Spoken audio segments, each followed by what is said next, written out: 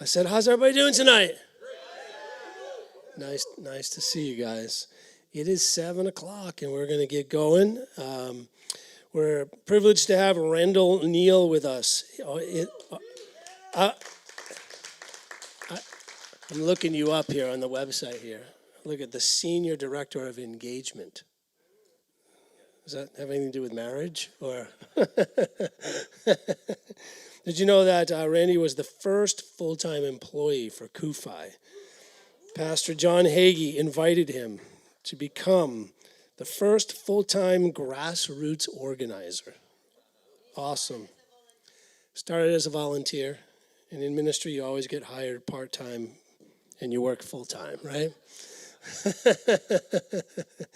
But he's been on staff at 18 years now. 18 years. And I was reading this here. He serves on the Northwest Board of the America-Israeli Public Affairs Committee, is amongst one of the most sought-after Christian speakers on the topic of Israel and Christian support for the Jewish state. This is interesting. According to the Israeli Defense Force, Colonel and Vice Commander Benzi Gruber says this: Randy gives important facts about Israel that even many Israelis do not know. So come on, give him a big hand tonight as he comes. Thank you, Pastor Bob.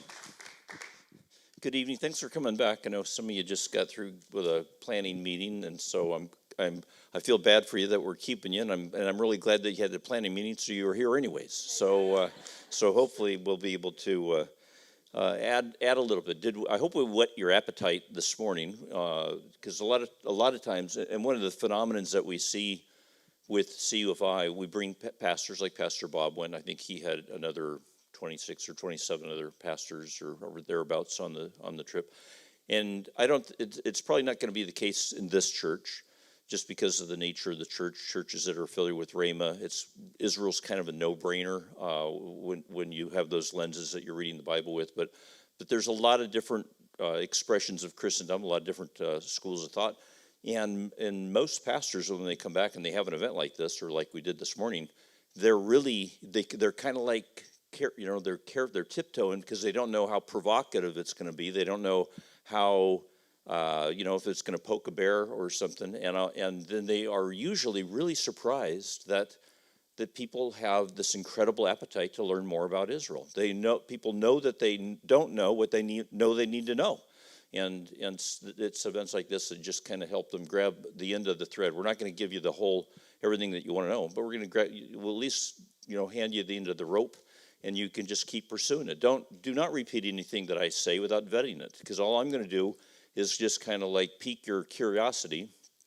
Hopefully we'll offer you some points that'll connect some dots and fill in some blanks and blow away some fog, and just vet it. Just write it down and just go home and vet it. My own doctor, I had a video conference on Friday with my doctor, and I said, well, can you just give me a list of the stuff I shouldn't eat? And my doctor said, oh, just Google it. And I'm like, what? So just take what I say, and if there's, today we're celebrating. This is Yom Kippur on the Jewish calendar, the most sacred day on their calendar, and we could do a whole 90-minute presentation just on the Yom Kippur War and the implications of it, and how that dovetails in with the 67 War. Maybe I'll inject a little puzzle piece, because it's pretty hard to understand the complexity of the conflict in the Middle East. If you understand just some of the pieces about the 1967 war, it implodes all of the false narratives. Israel's an apartheid state. Israel's a racist state. Israel's a land-stealing, territory-expanding occupier. Just do a little homework on the 67 war, and all that just blows away like a mist in its falsehoods. But let's get out of the gate. So as we did this morning, if I ask you to think of a word when I say Israel, a lot of people are, we covered some words today, truth and biblical and light, and tonight we're going to unpack hope. But if I ask you, if we can advance to this next image, a lot of folks would think of things that are a little bit more edgy. They think of history, but and religion, but they'd also think of security, and they'd also think of conflict. But I'd like us to just kind of put a pin in hope. When we saw the former administration leave office, one of the most significant mile markers of the legacy that was not just left, but the foundation that was laid for others behind him to build on if they so chose to. And the narrative that everybody was swirling around the Abraham Accords was, as soon as he leaves office, it's going to implode, and everybody's going to bail. Well, it didn't implode, and it was so fruitful, and the potential was so significant that anybody that wanted to do anything that could stand in its way would probably go down in history as a real failure. And so it did not take a rocket scientist to figure out how can we keep this on the rails? How can we add to it? So they had to change the name so that, they changed the name, they changed the approach so that some people now get credit for it rather than others. But that's okay. We're just, we shouldn't be worried about who gets the credit for it. When I take a look, when Moses was, all of a sudden, and the scholars argue, did he not get into the promised land because he got mad and hit that rock? Or, but it's not that his life, came to a disappointing end of a failure because he wasn't able to grab the brass ring that he was after. He laid down the foundation that everybody behind him built upon. He was the main linchpin in a chain of generations behind him. And I think that's how we have to look at what we do. We're a link in a chain, and we want to be as strong as we can for those that went before us, and we want to be as strong as we can for those that are coming behind us.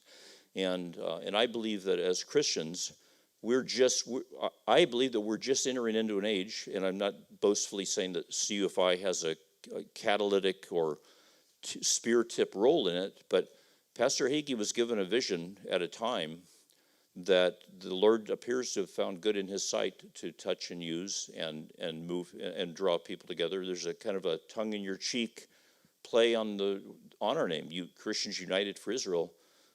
Israel is such a significant factor in the Christian faith when you finally grasp it, that it renders petty the stuff that we allow to divide us, churches and denominations and leaders and so forth.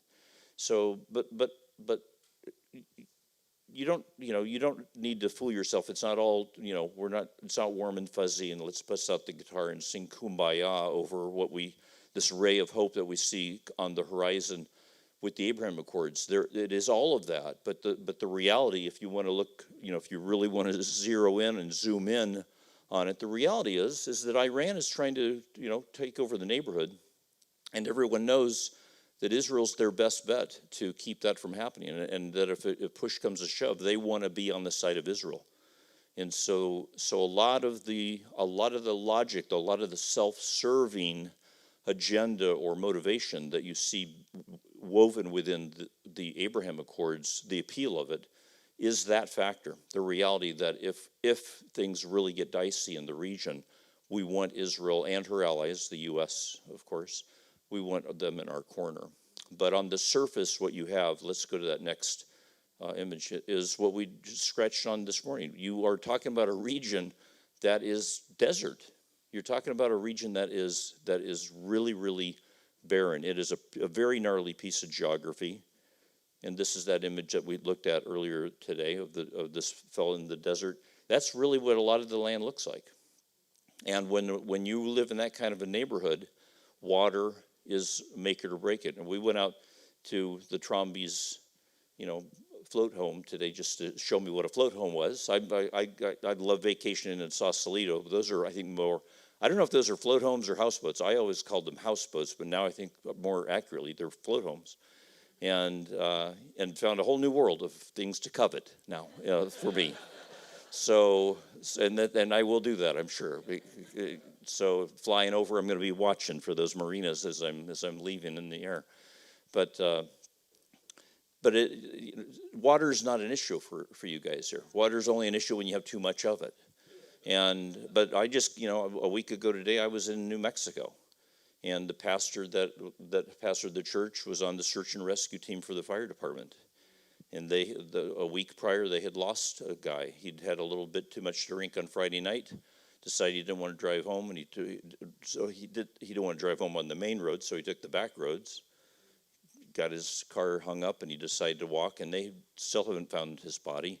But the point I'm making, I'm not trying to be macabre and using him as a illustration.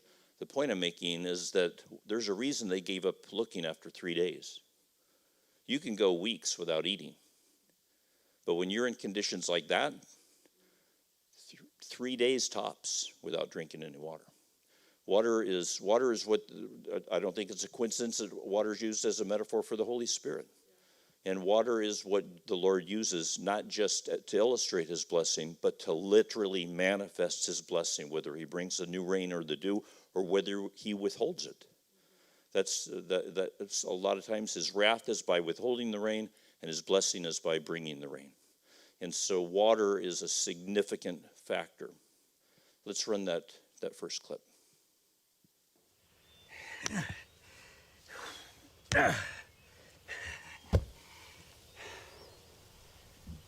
This is the spot, my sons.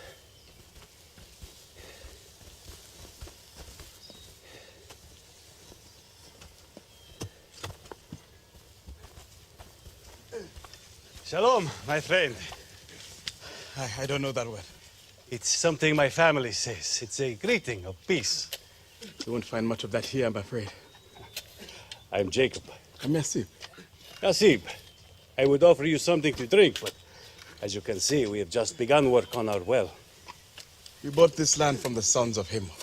For only 100 quesida, can you believe it? I believe it every time the princes of this land cheat another foreigner. You'll cost the day you pay that 100 quesita. And what do you think would have been a fair price? 0 quesita, 0 goats, 0... I have 12 sons to work the land, and once we strike water... You will never strike water. Yes, the recent rain makes the land look lush, but the underground river runs around the mountain, not up it. Our God takes care of us. This is Canaan. The gods are not nice here.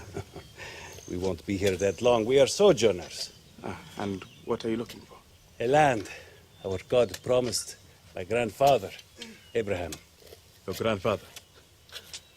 You ever notice how the gods are always promising us things, but we never really see them happen? Sometimes it takes generations. Suit yourself. So, what is this god of yours called anyway? El Shaddai. I've never heard of him. Not many people have, but I think someday they will. You have no home? Where's your temple for this god? He has no temple. So where do you worship him? Build altars wherever we go. And you do not carry him with you? No. There are no carved idols of him. So he's invisible? Yes. Well, usually. There was one time he broke my hip. Oh, no, I've heard enough. Of all the gods you could possibly choose from, you pick an invisible god whose promises take generations to come true, who makes you sojourn in strange places, and he broke your hip. That is a strange choice. Immigrants. We didn't choose him. Father!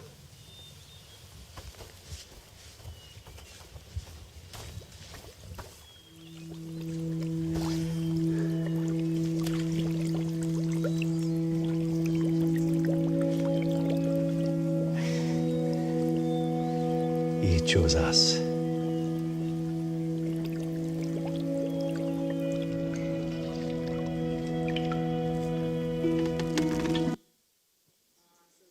A lot of folks think, or a lot of scholars believe, that the well that Jesus encountered the Samaritan woman at was dug probably by Jacob. And if you take, we all love the story. Boys especially love one of the favorite Sunday school stories is about Joseph being cast into the pit by his brothers. I've got a precious friend who's an ultra-Orthodox rabbi, Chabad rabbi, and I didn't ask him to give me a name. I'm pretty content with my name. I'm named after my dad. He says, Randy, I'm going to give you a new name. Your name is Reuven. And I said, I don't want to be Reuven. Reuven sold his brother. Yes, but that's why he lived, because he sold him. He didn't kill him. And so he was redeemed, and you're trying to redeem. And so, okay, great. So, but we take a look at that story. That area in Israel to this day, 4,000 years later almost, to this day is known as the land of pits. So we're kind of on a theme of water here. We know how important it is. We know that it's largely limestone. It's sand where it isn't limestone. And if water is so precious, if you're going to try to make the desert bloom, if you're going to try to let your herds expand or your flocks expand, water's kind of essential. And so you're going to determine how much labor, how much effort am I going to invest to try to hit water here? And if you dig and you dig and you dig and you dig and you dig and you don't hit water, what do you end up with? A pit. And that's what it is. Maybe they'll act as a cistern after a flash flood or a heavy rain, but for the most part, that's it. And so I'm just illustrating that to just kind of underscore my point of people go out and they know when they start digging, they may not hit water. And that whole area is evidence that they kept trying anyways. They just kept trying anyways. And as we touched on this morning, how many of you were here this morning? Okay, almost all of you. How many of you, this is not your home church, just by a show of hands? Okay, well, thank you for coming tonight. I don't say this very often, and I don't know if you have a home church. So if you have a home church, that's fantastic. You stick with it. My only charge to you is introduce them to CUFI so that we can do something like this at your home church sometime. But if you don't have a home church and you'd like to find a home church, and if you're out here this evening, then apparently Israel's important to you, and you're probably wanting to find a home church that Israel's important to, you're in that church right now. Okay, so give them a test drive on Sunday mornings. But what you see right here, this is in Beersheba. If you reread Genesis 26, and it's foreshadowed in Genesis 21 with his dad, but in Genesis 26, Isaac goes to the king of the Philistines. And you stopped in the valley of Elah, I think, when you were in Israel, where David fought Goliath, the champion of the Philistines, no pun intended, but a stone's throw from Gerar, where Abimelech, the king of the Philistines, reigned from, where Isaac went and appealed, hey, do you mind if I dig out my dad's wells? We're in the desert, and it's a famine. And he's like, yeah, go ahead, sure. And he does, and sure enough, water is apparent. And everywhere he dug and got water, everywhere, just like a float house, they coveted what he had, and they said, get out of here. He didn't fight them. He didn't defend what was rightfully his and his dad's. He just diplomatically just went a little further east until every time that kept happening. And finally, Abimelech does that yellow legal pad, the pro on one side, the cons on the other side. I think if this man truly is blessed by his God, the God of Abraham, Isaac, and Jacob, then it's not called that yet because Jacob hadn't been born yet. But if he's saying clearly you're blessed by your God, I think it'd be a good idea for me to enter into a pact with you. I'm going to make friends and normalize relations with my Hebrew neighbors because it's in my best interest. And that 4,000 years ago is what we see being manifested today with the Abraham Accords. I might be pulling a hamstring here, reaching this far, but I think we'll connect the dots on it. What you're looking at, let's go back to that well. I got long-winded and I didn't fit. What you see there, those vertical, that's limestone. That makes the limestone in Texas look like butter. The limestone in Israel is one of the hardest rocks on the planet. And what you see, those vertical grooves, those are from centuries of ropes pulling up water. And that's got a pavilion built over it to protect it, but that was about a 100-year-old photograph, and that is what's affectionately known by everybody as Abraham's well. This next image, you might have heard of the British White Paper. The British White Paper was, right while the world is wringing its hands, what do we do with all these Jewish refugees? And they're wanting to go to Palestine, and Great Britain's already making promises to the Arabs, and they're talking out of both sides of their mouth, and they got the Balfour Declaration that's kind of in the play, but really, Britain does not want to give up the intersection of North Africa and the Middle East and Asia. They are the referee. They're colonialists, and they pretty much are running the whole area. They don't want to give that up. And one of the things that they say is in the British White Paper is maximum 50,000 Jewish immigrants. And the British White Paper, the main reason that they gave to cap it like that, even though they saw the writing on the wall with the Holocaust coming forth was there's not enough water in Palestine to sustain immigration.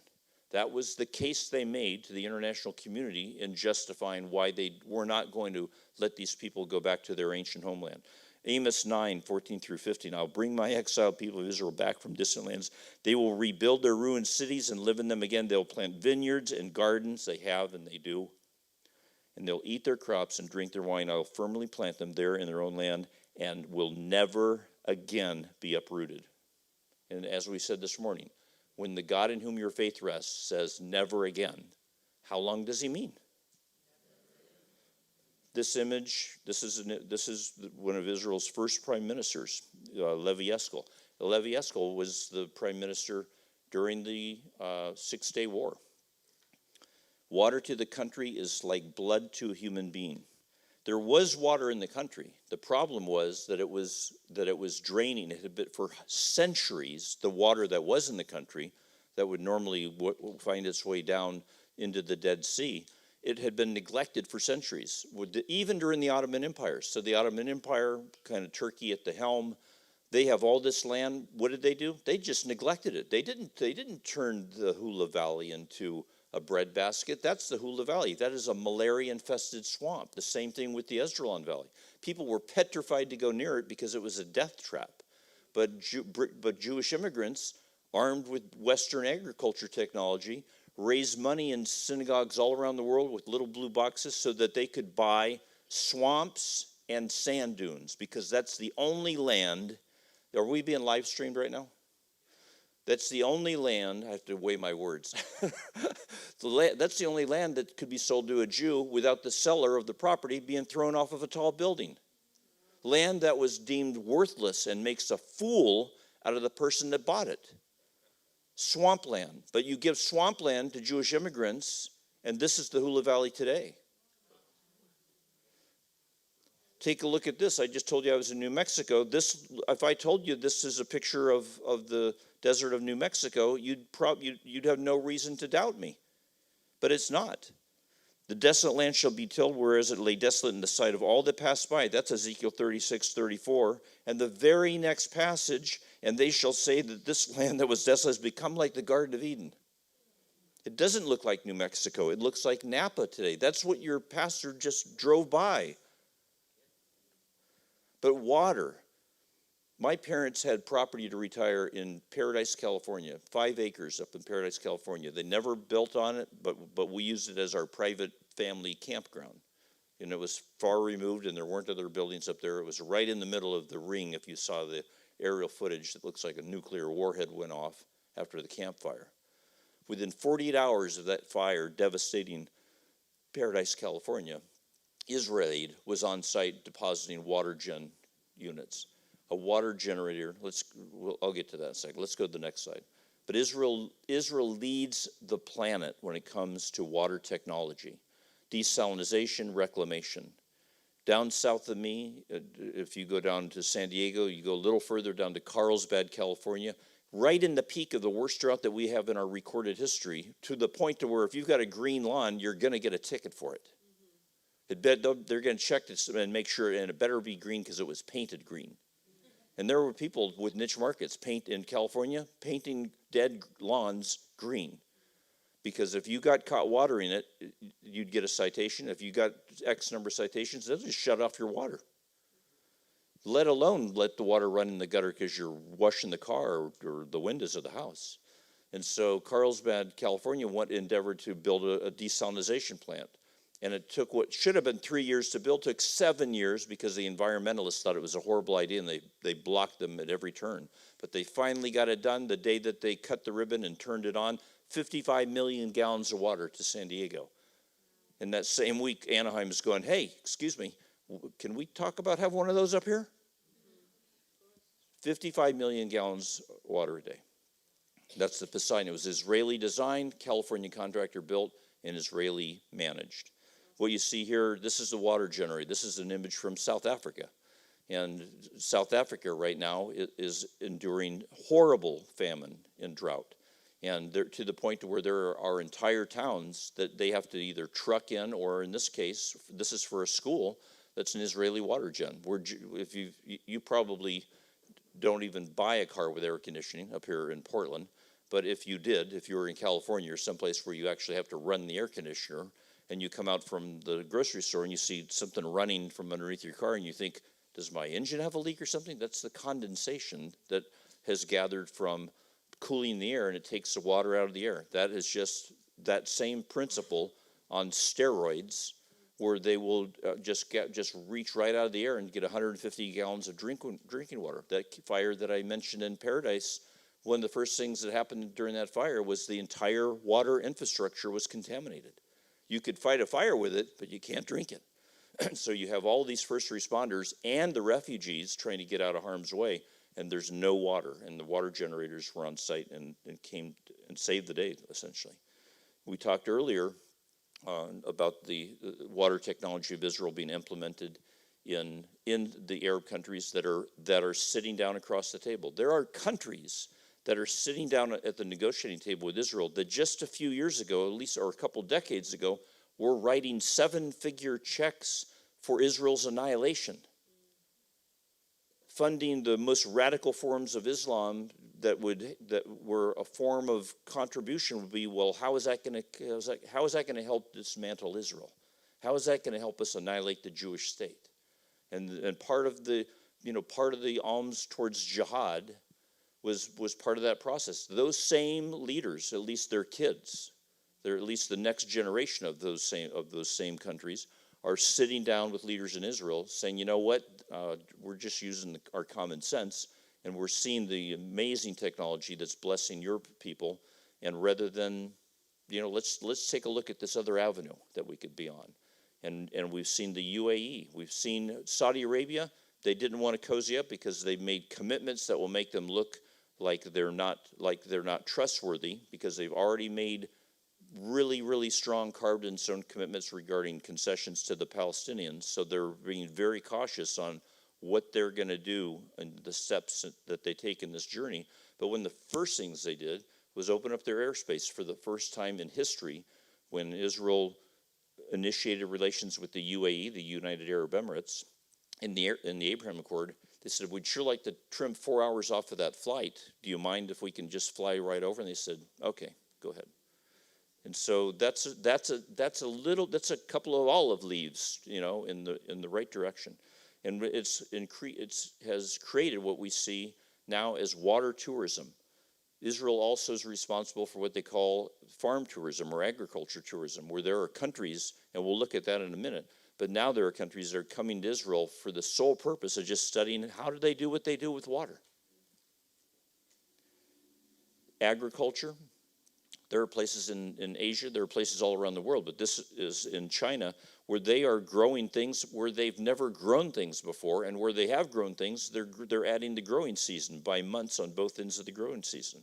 You might have, environment is another leading technology. You might have heard of a contraption called SodaStream, where people are encouraged to just buy a CO2 cylinder, and they put a device that kind of looks like the old malt shop, thing for getting a drink.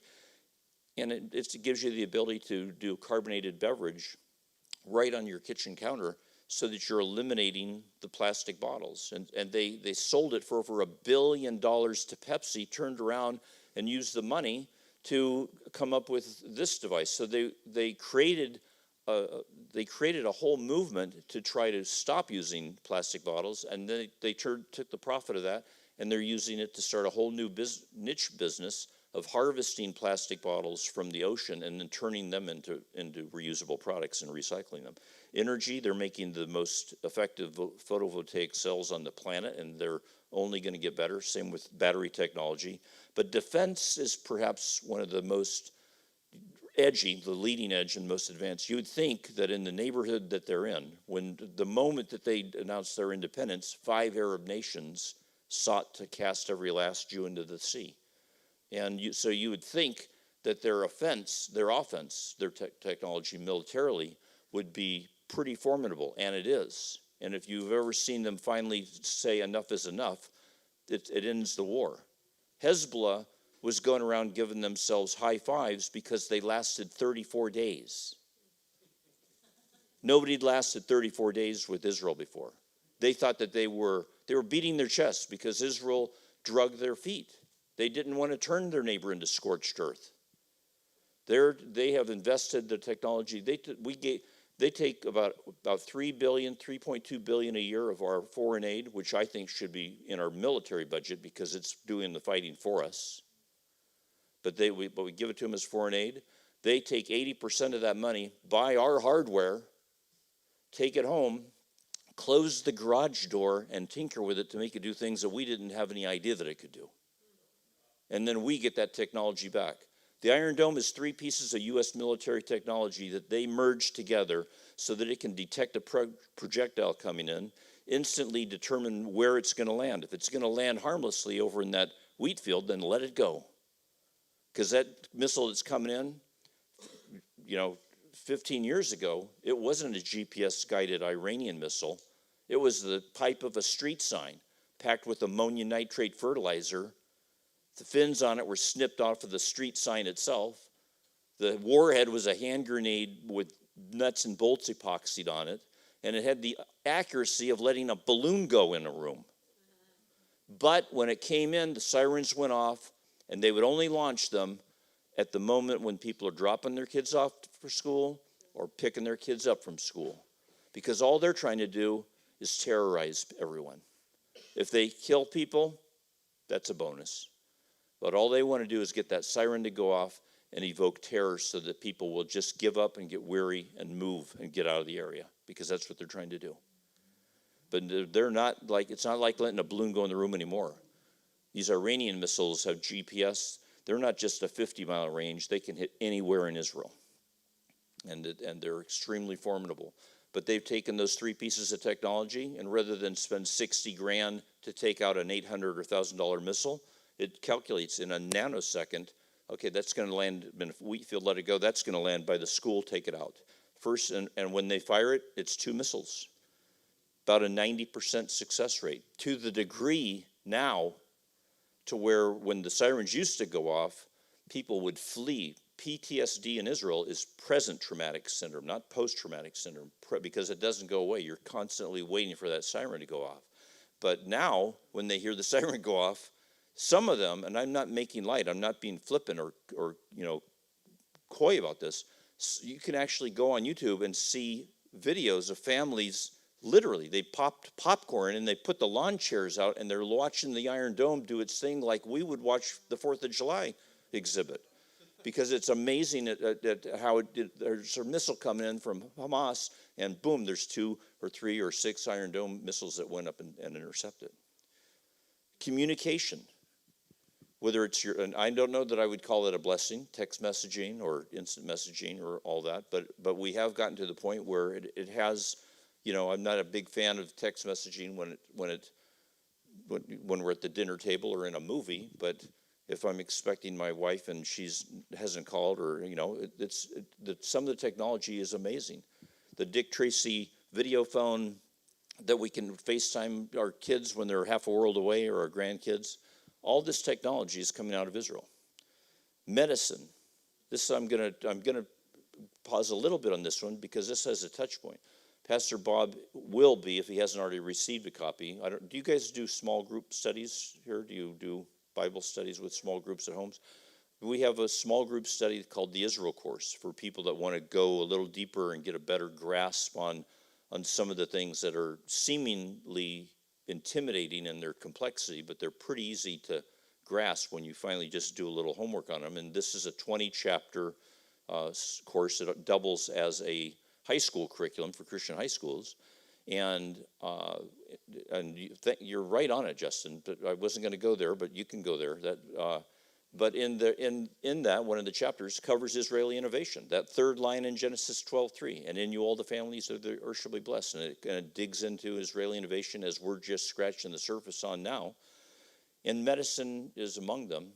And Ice Cure, which you see there. Ice Cure is an Israeli-devised application of a decades-old treatment called cryoablation, using liquid hydrogen to kill and eradicate tumor cells. The problem is that no one's been able to perfect it when the tumor cells are so minuscule that you're eradicating them before they can get a foothold. But Israel did. Israel was able to perfect that. And Joan, who you see there, is in the class, and when the class is done, she goes, well, that's too bad. My doctor says that chemo is my only hope.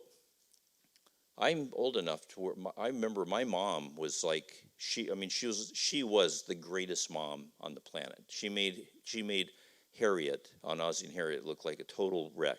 I mean, my mom was just rock solid until she got the phone call that her best friend had breast cancer. And at that time, that was a death sentence. And for decades after, until recently, the only options were very invasive, very radical. And so even Dinah Hagee had to go very invasive, very radical treatment for her breast cancer. And thank God she's cancer-free today. And we probably all, there's no one in here who doesn't know someone who their family or life was touched by breast cancer. And so I say that because Joan Joan says, my doctor says chemo's my only chance. And they say, well, let's get a hold of IceCure. And so, tell them about IceCure. Here's the website, here's the info. She comes back the next study, or a couple down the road. He says that's not for me. He doesn't sound like he's very supportive of that practice. Well, let's call IceCure anyways. And Dee that's leading the group, she's like a pit bull. And then if she's on something, she's not going to let it go. And so Dee actually gets a hold of IceCure in Israel, finds 2 clinics, one in California, one in Arizona. Joan says, I'm going to be going to Phoenix anyways. That'll be the easiest one for me to go to. 30-minute outpatient procedure. And she's cancer-free 2 years later. 85% success rate on an outpatient procedure. You can go have your cancer eradicated and then pick up the kids from soccer and stop at the grocery store on the way home. And all of these things combined lead to just common sense. Why would you want to not integrate this into your society, into your economy? But there are people, and again, as I mentioned, Portland, your university systems in Oregon, especially in Western Oregon, are among some of the most committed flag-carrying members of the BDS movement, the Boycott, Divestment, Sanctions movement. BDS seeks to use the narrative that Israel's an apartheid state, that they're occupiers, that they're racist. They're using that to create what appears to be a nonviolent, politically correct platform to make a political statement to pressure Israel to create a Palestinian state by pressuring you to basically willfully, intentionally, knowingly subscribe to that second line in Genesis 12:3. Hey, would you join us in cursing Israel? Let's boycott anything that comes out of Israel. Let's boycott any stores that sell Israeli products. Let's try to get companies to stop supporting Israel with their technology. Why don't you pressure your elected official, Earl Blumenauer, or whatever his name is here locally, get a hold of him and tell him to bring war crime sanctions against Israel so that we will stop giving them that $3 billion a year that they need to defend themselves. And see how that works out for you when you join the club that wants to curse Israel. See how that works out for you, because you'll get the Lord's attention. Why does he call them the apple of his eye? Have you ever had anybody poke you in the eye? That is essentially what he's saying. They are the pupil of his eye. And if you want to get somebody's attention in a really negative way, really fast, poke them in the eye and see what happens. And I think that's directly connected to why he calls them the apple of his eye.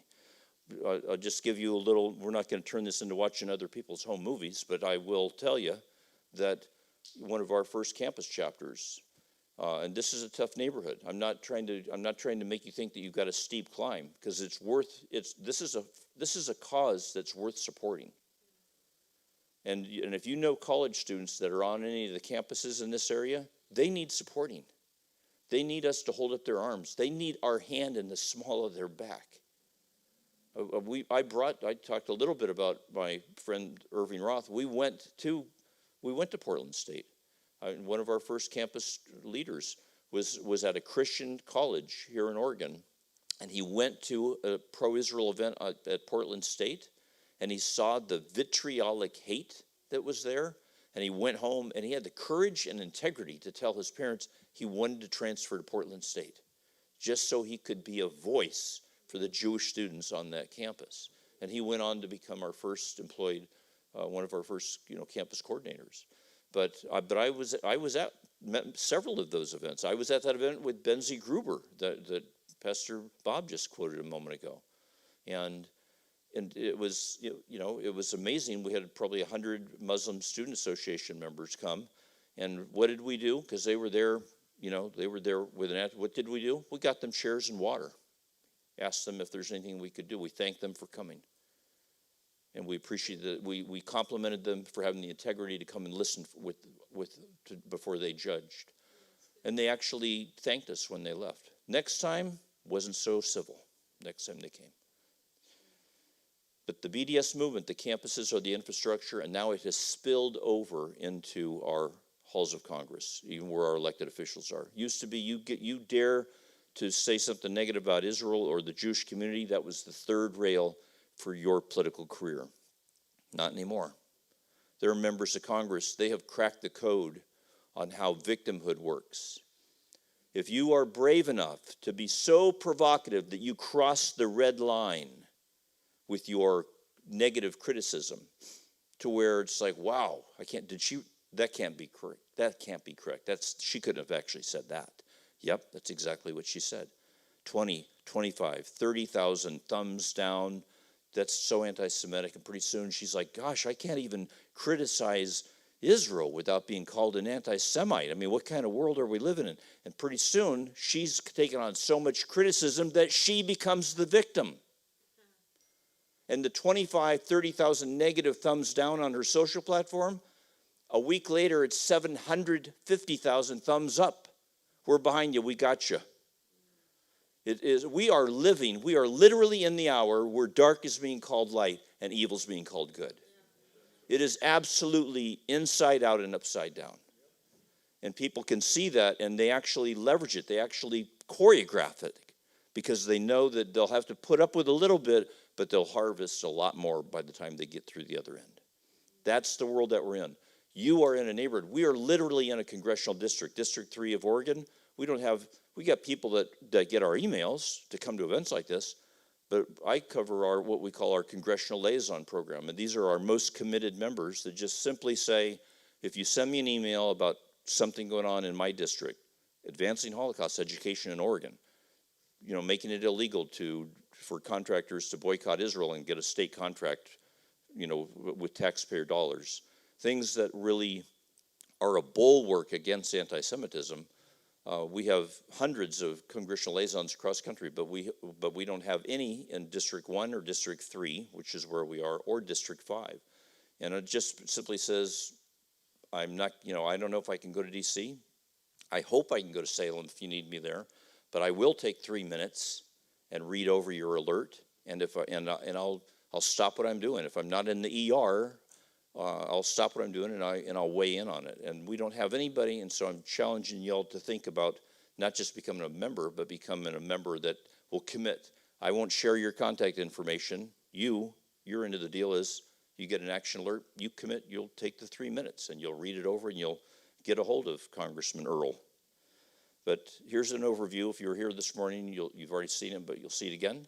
And we'll run that, and then we're going to land this thing real fast. Let me begin by saying that you are a very special group of people. You are defenders of Zion, fulfilling the command given to all believers in every age and dispensation. There have been 10 pro-Israel actions in states across the country. Christians United for Israel was responsible for 75%. We led on 75% of those initiatives. We have advanced anti-BDS laws in Utah, in West Virginia, in Idaho. As an organization, we have worked with educators, with Department of Education to craft actual curricula, strategize with educators at the local level to say, how can we make this work into what you are already doing? It's 1 o'clock in the morning, and I'm standing in Ben Gurion Airport in Tel Aviv watching a miracle in process. A plane load of Ukraine Jews have just landed in the safe haven of Israel. Welcome to Jerusalem, the capital of Israel, and Cufi is back in Israel. Ultimately, when someone watches an episode of the Cufi Weekly, We want them to be informed, we want them to be educated, but we also want it to activate them into action. We thank you for friends of the Jewish people, friends of Israel, that have helped Israel and the Jewish people in such ways of magnitude that the tide of history will not wash them away, but they will be remembered eternally. We will continue to confront anti-Semitism in all of its forms wherever it may be found. We are going to fight the good fight until the victory comes. We all know the truth. We know the real path to peace. We'll stay on that path. We'll encourage our leaders to do so. With all your help and prayers, I am confident the best is yet to come, and it will be truly incredible. So you had these cards earlier this morning. If you want one and you didn't get one, just hold up your arm and we'll have somebody bring the two. Josh, if you could advance it past those scriptures to that one with the QR code. I don't know how often Pastor Bob has told you, if you have your cell phones, would you turn it on in church? But if you don't want to fill out the card, you can just scan that with your phone camera, and that will take you to the sheet to get our alerts as well. The Israel course, I would ask you to consider. Pastor Bob will look it over, I hope, and he'll determine. It's a pretty weighty commitment. It is 20 chapters long, but a lot of groups will just do 5 chapters and then they'll reassess, or they'll do 10 for half the year, and then they'll come back and do the other half the next half of the year. But I think it'll give you kind of a snapshot. Every chapter has a learning objective that it tells you right up front, and when you go through all 20 chapters, the whole book, the previous 19 chapters are teed up with chapter 20. And chapter 20, the learning objective is you can't be a pro-Israel Zionist if you are not a subscriber to Matthew 5:9. Blessed are the peacemakers, for they shall be called the sons of God. And Matthew 5:9, basically the learning objective is being pro-Israel is not synonymous with being anti-Arab. God loves all of his kids. The worst enemies the Palestinians have ever had are their own leaders. And so some folks, even within our own circles, they can't reconcile, how do I love them without hating those? Until you reconcile that respectfully, there's not a seat at this table. Because we are being pro-Israel is not synonymous with being anti-Arab, and we're not going to let anything with our platform even be misperceived to support that kind of a position. And so that's very, very, very important. I've had a lot of Arab leaders come thinking that that we must have an anti-Israel narrative, and they've been really super. I've had them sit right in the front row, Free Palestine, T-shirt, and they've got their arms crossed and their jaw clenched, and then they are pleasantly surprised that that's not what our message is all about at all. Campus, if you have, I don't see any college-age students in the audience, but if you have a high school junior or senior or a college student, we have incredible resources that we are able to invest in them. We're able to bring them to Texas to our leadership training, bring them to D.C. for our D.C. summit, where they take the Judeo-Christian moral compass instilled in them by coming to churches like this, and learn how to use it to engage the political process and engage our elected officials. And once they have those skills, they have them for the rest of their life. It's not just about Israel. It can be applied to anything that you want to stand for or against. And they are blown away how significant their single little 17, 18, 22-year-old voice has. It's not uncommon for them to be invited to come and serve as an intern. And I have seen those conferences, those leadership training, sessions, be life-changing for those young men and women. They grab some major in college because they're not sure what they want to do yet or what they want to major in, and then all of a sudden they do this, and they're like, I want to go into journalism, or I'm going to go into the ministry, or I'm going to go into politics myself. And I can tell you, I can point to students that went through, and today they're the chief of staff in a governor's office. When we opened the embassy, when we moved it from Tel Aviv to Jerusalem, and I know this is going to sound boastful, and I don't care because it's not bragging if it's true, but Pastor Hagee was a catalytic force in getting that embassy relocated. When we went to D.C. the first time in 2006, that was his talking point. It was passed in the 90s, and Clinton put a little asterisk on the language that every sitting executive administration could postpone it by 6 months. And everyone that got their name on the presidential ballot, whether they're a D or an R, everyone that got their name on the presidential ballot, every single one of them promised to move the embassy if elected, and every single one of them, less one, broke that promise once they were elected. And my boss was having dinner with the president of the time, and he asked the question, why should we move the embassy? And I was in the room when he was preparing, hoping that he'd be asked that question, and he was writing down the points. And if you copied that and pasted it, it would be basically the transcript of the press conference of why we moved the embassy. And so, well, I'm not bragging, but in what has been the last 3 or 4 years, the most discouraging, politically divided, polarized, incivil seasons in my lifetime in this country. Even in the years before, when people were, it almost got to where a donkey or an elephant was like gangs. It's like my allegiance is to the party, not to the country, and it has gotten so polarizing that people are like, I don't want to go to D.C. anymore. I don't want to go. And we just had our first D.C. summit where we had all 100 senators receive us. They used to gleefully look forward to our call so they could so absolutely not. We've said no every time. Why do you think we're going to say yes now? But I work with a tenacious bulldog of an associate that just said, well, your senior senator is going to receive us, and we're I don't know if you want to be one of the only ones that doesn't have the integrity to listen to our points. And then she talked her way into getting us appointments, and those ones, even a member of the squad, grabbed us with both hands, not just shake, thanks for coming, grabbed with both hands and said, I'm glad that you came, and I want you to promise me that you'll come back. This is somebody that would never receive us before. And so I believe, as I told the Trombies at lunch, you cannot be an organization of 11 million members without either being part of the problem or being part of the solution. And so I would encourage you to consider using your vacation days and dollars to join us in D.C. in July and be part of the solution. I don't know what we're going to talk about when we go, but your presence can be a salve on the wounds that other people have inflicted on this country. Let's run that last clip, and then we're going to wrap this up.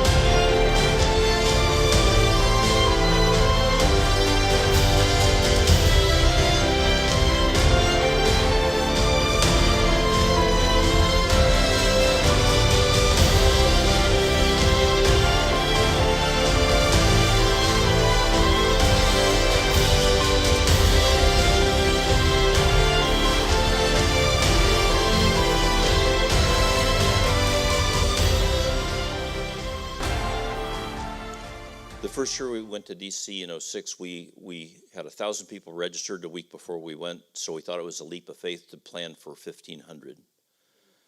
And 2 days before the summit, the two-front war broke out with Hamas in Gaza and Hezbollah up in Lebanon firing rockets. You might remember that in July of '06. When we closed registration the first day, having prepared for 1,500, we had 3,600 people that showed up. More than half hadn't pre-registered. They just came to stand with Israel. It was such a flash in the pan that there were news vans everywhere, dishes everywhere, cameras everywhere, and they were casting us like a caricature of Christendom. They didn't find the intelligent, well-spoken pastor that could tell you why they're there.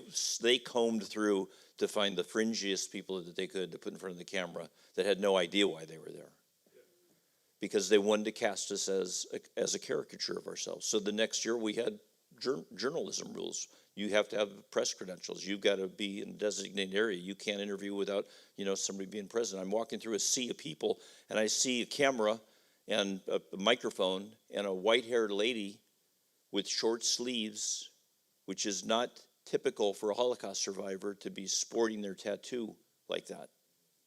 And with as much disrespect and condensation as you can put into your voice inflection, this person asked this Holocaust survivor, how does it make you feel to know that with Iran on the rise, your kids and grandkids are probably going to have to face the same thing? And without missing a beat, she says, it's not the same thing. We were alone that time, and we're not alone this time. Everything that this organization endeavors to do comes down to that. And if you can join your voice with that, if you can lock your arms with that, we would be honored to have you at our side. We are in a district right now where we don't have any congressional liaisons, and we don't need many. We just need a couple that say, I want to make so that we can say all these districts in Oregon we're weighed in on. And I'm not asking anybody to do any heavy lifting. It takes very little time to make a significant difference. So if you're going to become a member anyways, if you want to look us over, hold us up to the light, check our oil, make sure that we line up with what the Lord's put on your heart about Israel, and we would just love to see a stronger presence and more traction in Oregon. On that note, we're up on the hour, and I'm going to give it back to Pastor Bob, and thank you once again for letting me be a guest here in this house at City Park Church.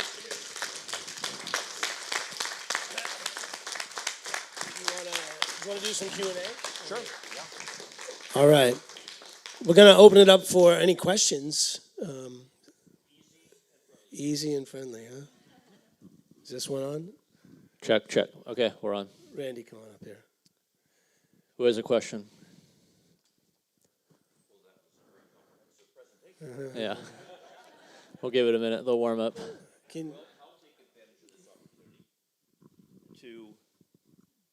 Because again, this is Yom Kippur, and so I'm going to just use this. If you used to have a picture that I'd use as an image, and I would say, what is that an image of? And most people thought it looked like the deserts with the water runoff, like when you fly into Las Vegas, how you can see it's like, yeah, there definitely was a flood. That looks like a giant garden hose had been left on overnight, and everybody thought that was the image.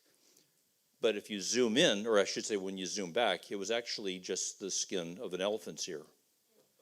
And I say that to illustrate that if you don't have all the pieces of the puzzle, then you don't have the full picture. And a lot of people don't have all the pieces of the puzzle. So as Colonel Benzie Gruber says, Randy knows important facts about Israel that many Israelis don't know. This is one of the ones that he was talking about. May 14th of 1948, there's 1,600 Jews that live in the Jewish quarter. You went through the Jewish quarter. He went through the Jewish quarter on the way to the Western Wall. The Western Wall on May 14th was called the Mugabe Quarter, the Moroccan Quarter. It was a tenement. It was a death trap. There was no plaza where people went to the wall to pray. It was a ghetto. You could go through an alley to get up to the wall, or the retaining wall, but it wasn't what you see today. It was a tenement building there.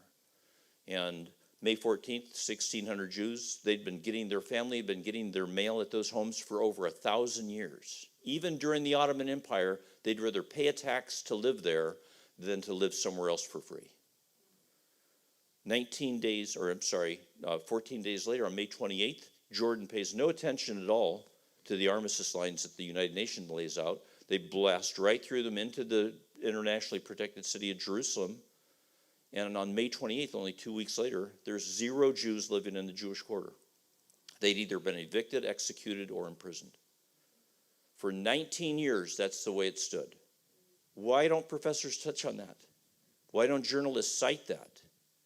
19 years later, Israel, in the 67 war, the Six-Day War, she's listening to radio waves for a week. Your streets are going to run red with blood. If you survive, we're going to throw you into the sea. And they took it seriously to the degree that they had rabbis consecrating their parks to be used as mass graves because they thought their losses would be so great. Thousands of body bags they were amassing. And so a week later, what happens? She quadruples her territory. God delivered and defended her. She quadruples her territory, and what does the land-stealing, territory-expanding occupier do with the territory she just expanded? She says, we want to give it all back to you. We don't want it. Even Judea and Samaria, our most precious biblical heartland, with Solomon's vineyards, we want to give it back to you. We want to give you back the Sinai, rich with oil wells. We want to give you back Gaza, which is a world-class vacation destination on the Mediterranean, that anybody would kill to have that beachfront property. We want to give all this back to you, except the city of Jerusalem. We're going to keep 3% of what we just gained as spoils of war against aggressor nations, and we're going to give you back 97% for 3 radically unreasonable demands. Agree to live with us in peace, recognize that we just have the right to exist, and negotiate with us so we can be good neighbors. And what did they say? The famous Khartoum 3 no's. No peace with Israel, no recognition of Israel, no negotiations with Israel. Jordan and Egypt lost their membership cards to the Arab League because they had the audacity to form a peace treaty with Israel. But here's one of the critical puzzle pieces. Israel recaptures and reunites the city of Jerusalem, her ancient capital, and Moshe Dayan has a census taken of the sealed city. And we heard just what happened to the 1,600 Jews 19 years earlier. Oh, Colonel Dayan, yes. We just realized we've got 70,000 Arabs in the Arab quarter. What do we do with them? You beg them to all become citizens. Stay right where they are. You beg them to become citizens. 10% of them take them up on their offer. 90% of them get a special new hybrid identification called permanent residency. And they, if you take the Saudi royal family out of the equation, they have the greatest quality of life in the Arab world. And they know it. And so you have this amazing victory with the Six-Day War, and with it came a level of arrogance and a sense of invincibility, where on the holiest day, only 6 years later, their rifles are leaned up in the corner on Yom Kippur, and Israel was attacked and was really, to the point where, if you remember the old Westerns where they've circled the wagons and they're counting ammunition, save one for yourself, that's where they were. And Golda Meir reached out to Richard Nixon, who had a millstone of shame around his neck because of the Watergate scandal. And his own Jewish advisor said, let the effing Jews bleed a little while. But he remembered the words of his dying mother, who said, if you can ever help the Jews, do it. So against all counsel, he decided, he took Golda Meir up on her request. He had Israeli commandos flown to the White Sands Desert Missile Base in New Mexico to learn how to use the hardware that he was airlifting over. And the Lord used an unrighteous Gentile like Richard Nixon to turn the tide of that war and to be Israel's defender and deliverer. That's it. Any questions? I got a question for you. Since I have the mic, I'll take advantage. So how many churches do you go into in a year, like this past year? Like, how many churches have you been at? Because you go to a lot of different churches, I assume, in the U.S. I would say I'm in a church probably 40 Sundays out of the year, other than my own church in Sacramento. Yeah. And I do a lot of weeknight events. So it's very common for me to, I just spent 4 days in New Mexico, but I was in 6 different churches in those 4 days. Wow, that's And amazing. we'll do a Saturday night prayer rally. We'll do a Sunday morning service at one church. We'll do a Sunday evening service at one church. We'll do a weeknight service on a Monday and a Tuesday and a Wednesday at 3 different churches. And we'll fit in pastors' breakfasts or lunches, during the weekdays during those. So we try to be as good a steward as we can with the resources the Lord has given us and cast the vision so that I can't manipulate people. I'm not going to, all I can do is just give you the information to judge for yourself if this is important enough to the Lord for you to make it important to you. And these are some of the steps and resources and actions that other Christians have found worth taking, tangible and significant in their impact. So I will never manipulate anybody to do anything other than what the Lord has done. But I'll bring my toes right up to the line and I'll lean my body over so that you'll have to be intentional when you choose not to do anything. We're all going to have to give an account about what we did, about what we knew. And as Bonhoeffer said, not to speak is to speak, not to act is to act. And most people don't act because they use God's omnipotence and his being in control as a license for complacency. And 2, they underestimate the significance of their own voice and the impact it can have on others and on elected officials. Did that answer your question? Yeah, I have a part 2. Oh. You said something like you're seeing, and I've heard this before, and I feel like there's a theme that God's just been speaking, but obviously people calling, the light dark and then the dark light. And being in so many churches, you probably hear different things or see different things. Like, is there any themes or consistent things that you're hearing or sense of urgency that you feel for what God is speaking through the churches that you're in across the U.S.? I think a lot of people have grown numb, and I think that they were a lot further down the road of being numb and frustrated and just not wanting to get involved in anything that even remotely resembled any kind of political engagement. And I believe that that's starting to change. I do emphasize, I'm not naive. I've got the spiritual gift of critical discernment. Cynical criticism, but I call it discernment. But so I don't just, sugarcoat and hug things without really seriously considering things. But I do believe that people are looking and seeing what they can do within their circle of influence to make a difference. And I do believe that even Christians are starting to, what I said, where their allegiance was getting, what animal do you have on your lapel pin, where it was almost like tribalism in political partisanship. And it's really, I grew up in an Air Force officer's home, and so it didn't matter who was the commander-in-chief. That was the boss, and everything we did was for the good of the country. And what party they were affiliated with was secondary. We're live streamed, and we're over the hour. But if you look at us, we've not changed. We are nonpartisan. We don't endorse political candidates, but we support candidates that help us advance the policies that we are trying to work to strengthen the U.S.-Israel relations and to be a bulwark against anti-Semitism. One political party at the last convention season, one political party had previously, the term prior, removed recognition of Jerusalem from the party platform. And they dipped their toe in the water to reintroduce recognizing Jerusalem as the capital of Israel, which was a provocative move for them, they thought. And somebody added the language, not just capital of Israel, but they added holy, eternal capital of Israel. And they were braced for a debate, and instead they got a standing unanimous agreement. Another political party during their convention had people sitting in the front rows saying boycott Israel on their t-shirt.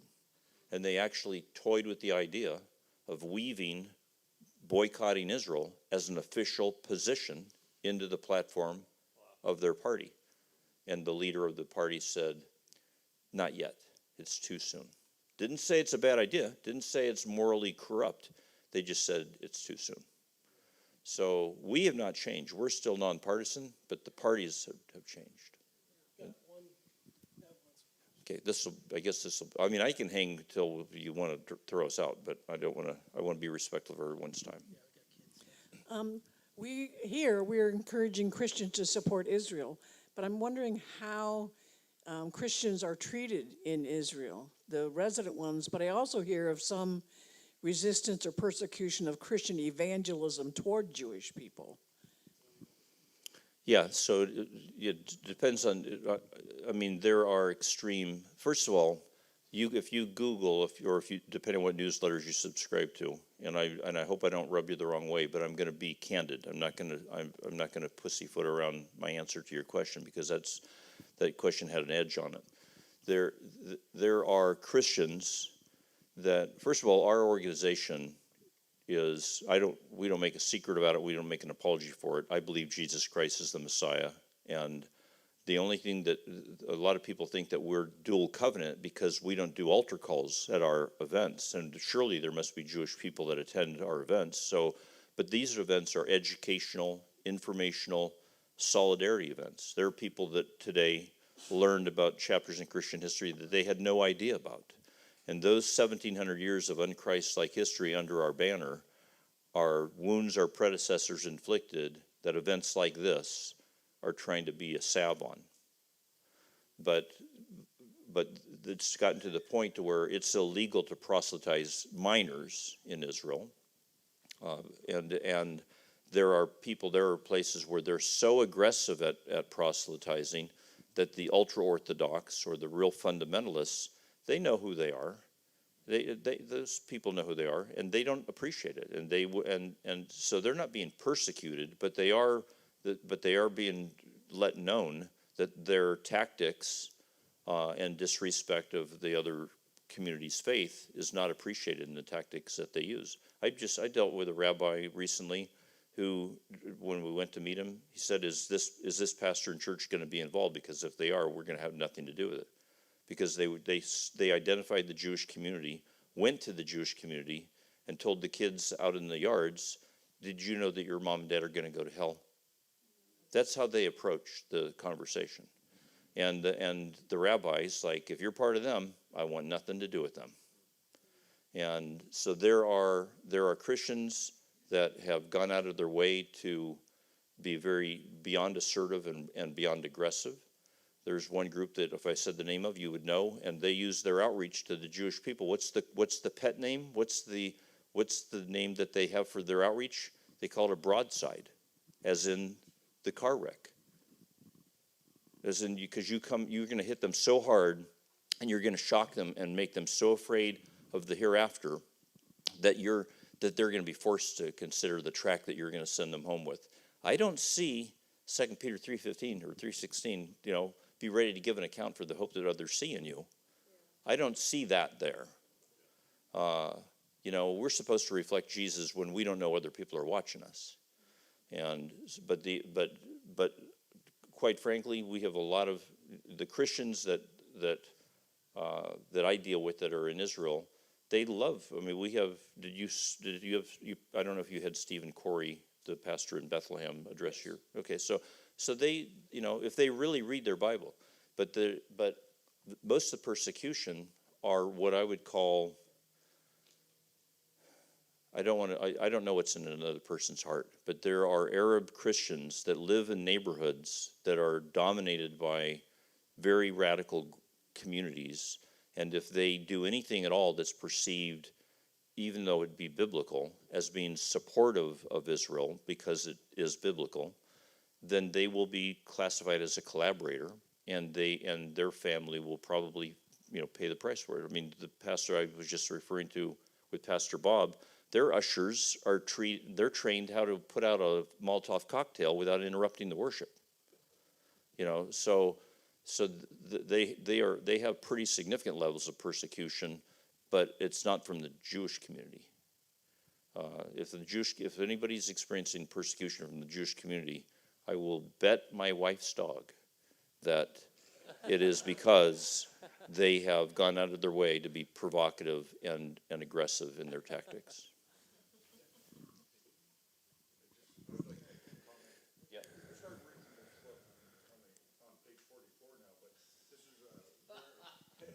Very informative book. I recommend that everybody look at this. Amen. I mean, it talks about replacement theology and, and how that came about and those sorts of things that we've heard a lot, and you only hear of those things. But anyway, I think it's very informative. I recommend that they read it. Amen. All right. Thank you so much, Randy. Thank you for your questions. We're going to quickly end with an offering, if you'd like to give to Cufi to support a college student to go on one of these trips. That's what the offering goes towards. And it's great to take all us old guys over there, but we need the next generation to be educated with this information. So that's what the offering directly goes towards. You can give on our push pay underneath guest speaker. Everything would go towards that. We don't keep anything administratively or anything like that.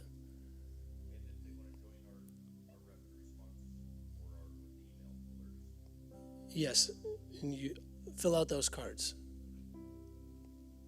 and check those boxes of what you would like to be involved in. Any envelopes, please?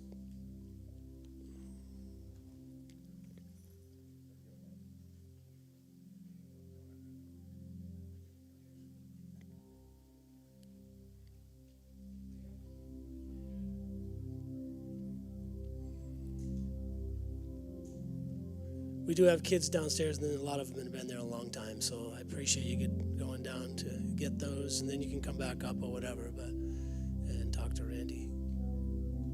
All right, Father God, we thank you for a great night. Thank you, Lord, for this powerful information and revelation. Thank you for enlightening our minds.